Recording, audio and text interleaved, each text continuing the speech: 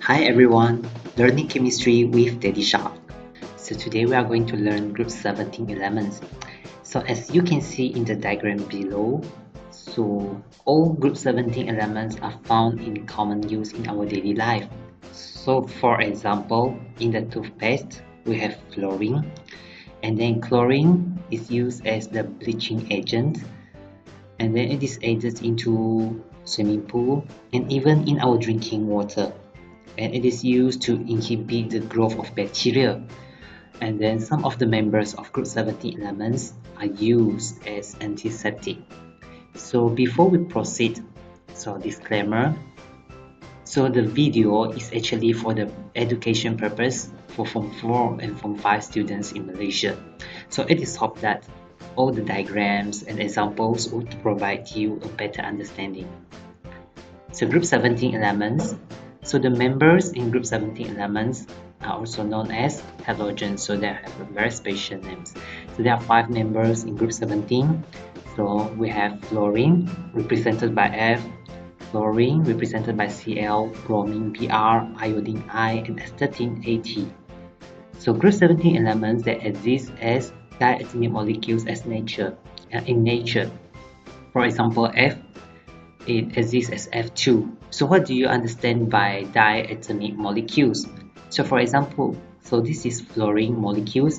So it consists of two atoms of fluorine bonded together, and then it forms molecules.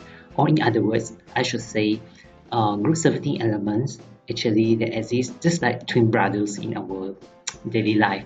So I bet you have your friends as twins, right?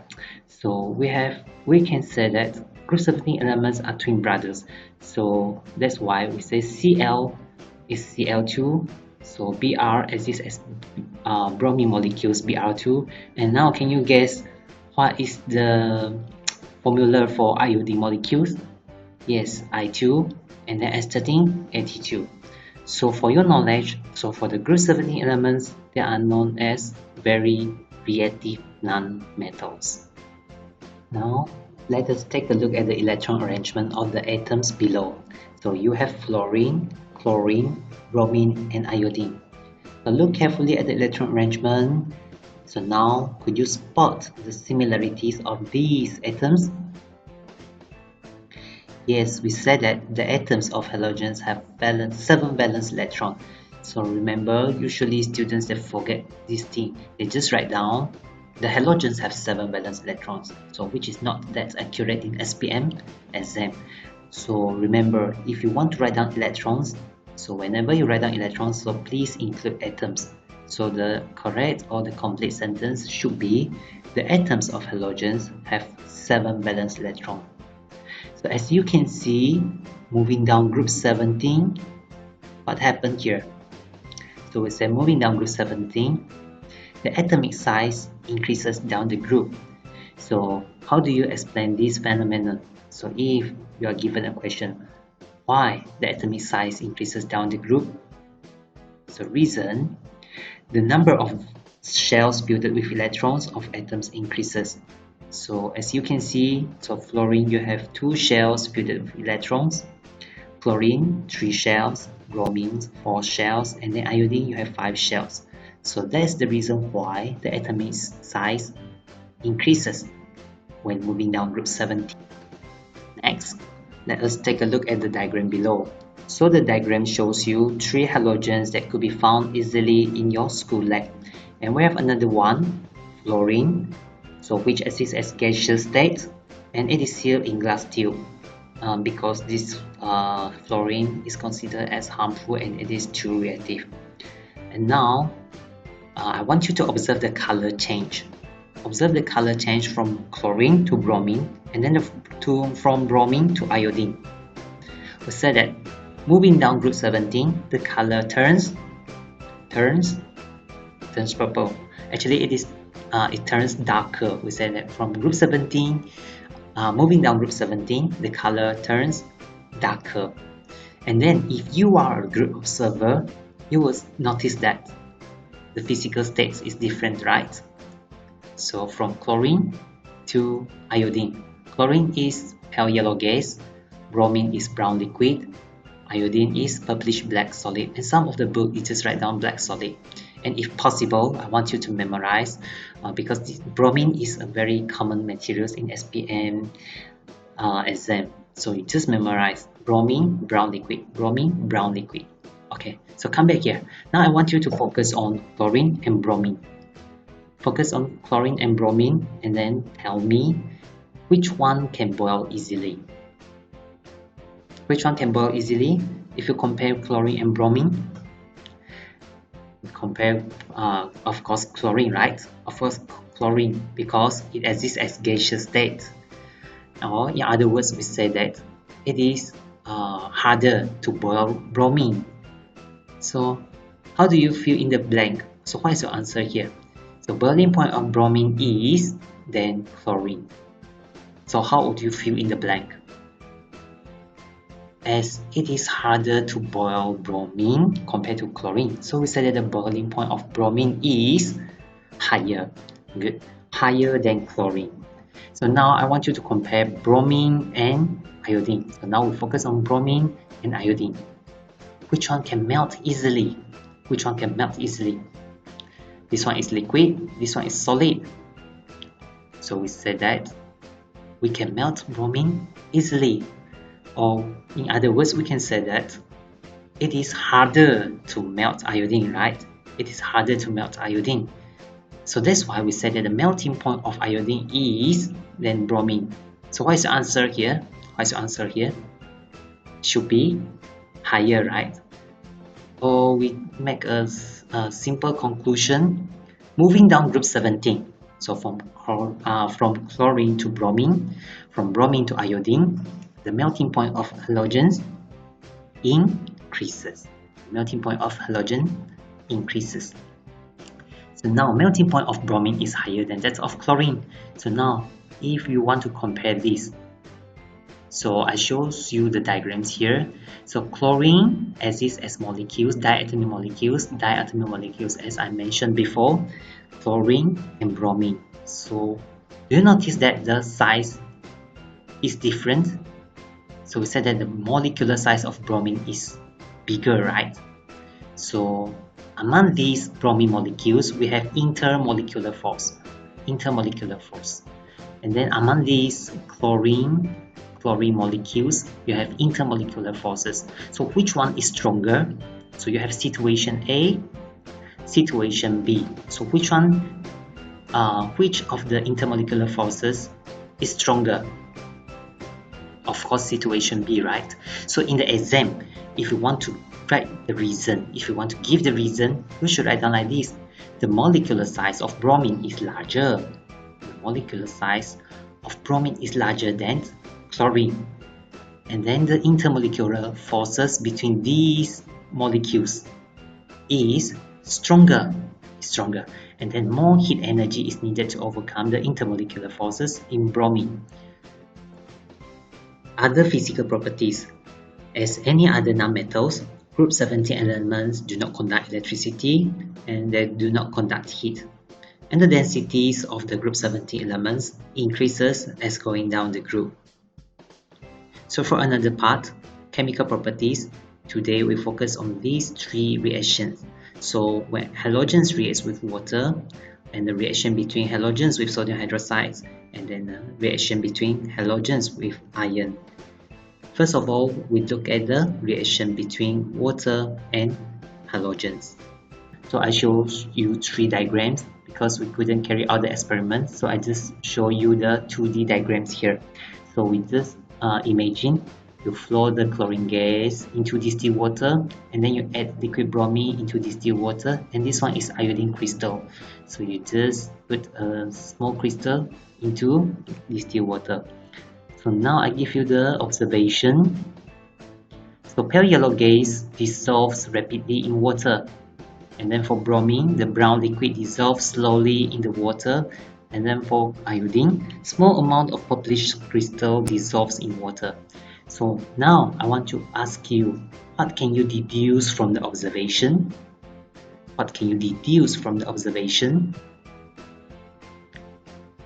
As chlorine dissolves rapidly compared to bromine, so we say that chlorine is more reactive when compared to bromine, right?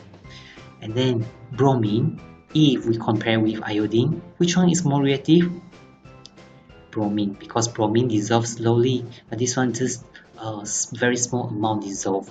So that's why we say that the reactivity of group 17 elements increases or decreases moving down the group.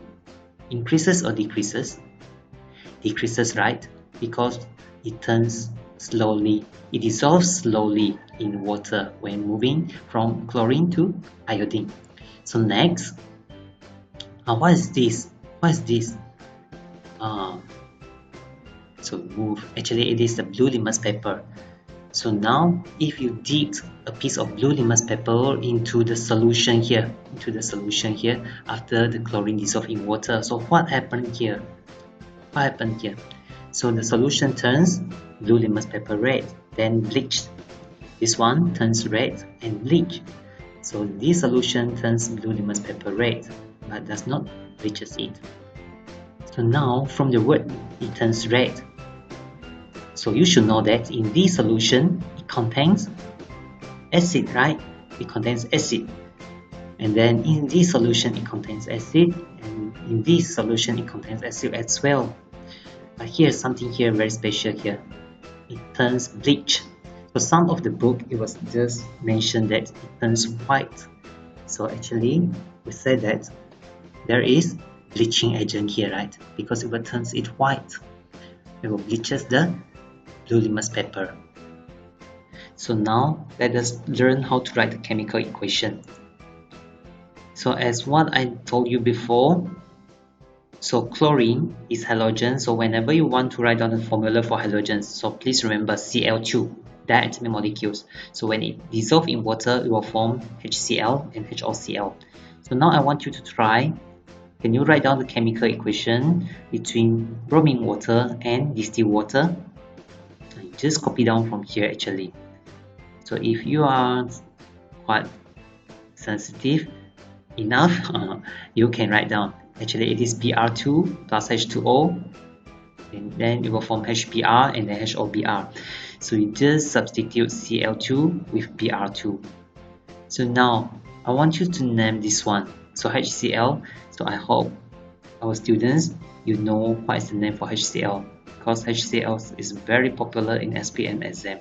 So HCl is named as hydrochloric acid, and then HOCl is hypochlorous acid. So we say that HCl turns blue litmus paper red, and then this one hypochlorous acid, actually it acts as bleaching agent. It acts as bleaching agent, which bleaches the blue litmus paper. So now from the name given here, can you name HBr and HOBr? I want you to try. What is the name for HBr? What is the name for HOBr? You can copy down from here actually. So HBr is named as hydrobromic acid, and HOBr should be hypobromous acid. So actually from here, you can write down the chemical equation for the iodine and distilled water. So I won't show you here. I want you to go back and try. So next, halogens with sodium hydroxide. So just now you remember, so when halogens dissolve in water, it will form acid and bleaching agent.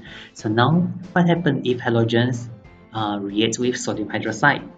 So with the same method, we flow the chlorine gas into sodium hydroxide, we add bromine liquid, and then we add iodine crystal into sodium hydroxide. So what happened here? So what can you deduce from the observation? I show you the observation. So the pale yellow gas dissolves rapidly, and then in this sodium hydroxide to form colorless solution, and then brown bromine water dissolves less quickly, purplish solid dissolves slowly. So now from here, from chlorine to bromine, from bromine to iodine, so what can you deduce from the observation? We said that the reactivity of chlorine is higher than bromine, right? Or we say chlorine is more reactive than bromine, and bromine is more reactive than iodine. Or in general, we say that the reactivity of halogens decreases moving down the group, right? Decreases moving down the group. So when halogens react with sodium hydroxide, the chemical equation, I want you to write it down. So chlorine Cl2 react with NaOH and then it will form NaCl and then it will form NaOCl plus H2O. So now it is very common here. So what is the name for NaCl? What is the name for NaCl? Sodium chloride. So what is the name here? Oh, this is the new terms for you. Sodium chlorate 1. Sodium chlorate 1. So now from here, can you write down the chemical equation when bromine reacts with sodium hydroxide? So I want you to take 3 seconds. You just write it down. Let us compare later. 1, 2, yeah. So do you get this? So bromine, when it reacts with sodium hydroxide, it will form NaBr, which is sodium bromide. And what is the name here? Can you give me the name? Sodium bromate 1. Sodium bromate 1. And then the last one, try. Another 3 seconds. I want you to try. Yes, so this is your answer. Later you just compare with your teacher or with your friends. Next, let us study the reaction between halogens with iron. So now imagine that now we flow the chlorine gas and bromine gas and iodine gas into a combustion tube, and then at the same time you heat the iron wool inside the combustion tube strongly. So what would you observe here? You will see this one. The iron wool will burns brightly. Iron wool glows brightly, and the iron wool glows dimly. So from these three different observations, so what can you deduce? So we said that the chlorine gas is more reactive than bromine gas, right? And then the bromine gas is more reactive than iodine gas. So we said that from chlorine to bromine and then from bromine to iodine, the reactivity decreases, right? Then the reactivity decreases because it will react with iron slower, or we say less vigorously. And then at the end of the experiment, you will find out that the brown solid is formed. And then the brown solid is formed at the end. So what is the name for the brown solid? So you have to learn how to write down the chemical equation. So for chlorine gas and iron wool, so what happened here? So chlorine, Fe, is iron. So plus Cl2, and then it will form FeCl3. So what is the name for FeCl3? So this is the brown solid form. So this is the name of the brown solid actually. So do you know how to name it? Iron 3 chloride. So which exists as brown solid. So now from the chemical equation here, I want you to try how to write down the chemical equation here. 1, 2, okay. So this one is the chemical equation. So from iron, it reacts with Br. Remember the group 17 elements that exist as diatomic molecules. So you have to write down 2, and then it will form FeBr3. So what is the name for FeBr3? Iron 3 bromide. And then this one is iron 3 iodide. This is the chemical equations for the halogens with iron. So we can say that the reactivity of group 17 element decreases when moving down the group. So as you can see the diagram I show you here, the atom of chlorine and atom of bromine. So we said that the atom of chlorine has a smaller size, right? And this one has a bigger size. And then the atoms of group 17 elements, they tend to receive one valence electron in order to achieve stable octet electron arrangement. So the atomic size increases going down the group. So that's why bromine has a bigger atomic size when compared to chlorine. And then the distance between the outermost shell becomes further from the nucleus. So the outermost shells becomes further from the nucleus of bromine. And then the force of attraction of the nucleus on the electrons of the outermost shells becomes weaker. So it is harder for the bigger atom to receive one valence electron to achieve the stable octet electron arrangement.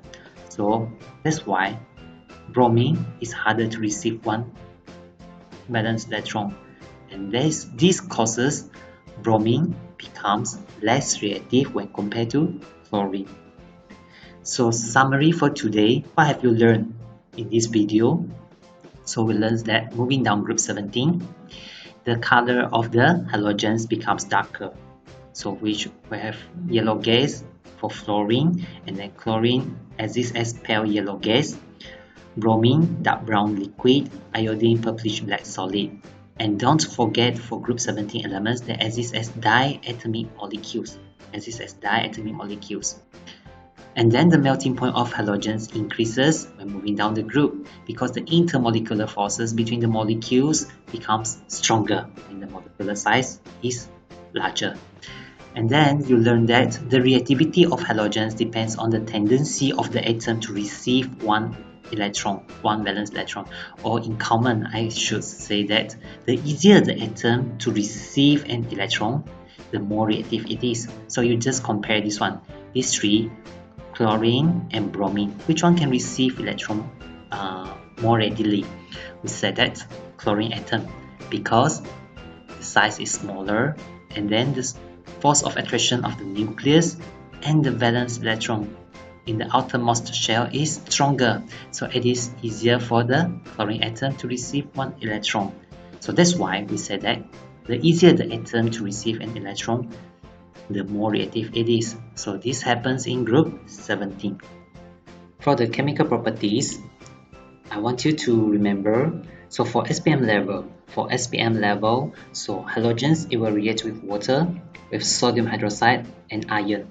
And if possible, I always encourage my students, you have to memorize at least one chemical equation. So you can memorize when chlorine react with water, it will form HCl, hydrochloric acid, and HOCl, hypochlorous acid. And this one is the bleaching agent.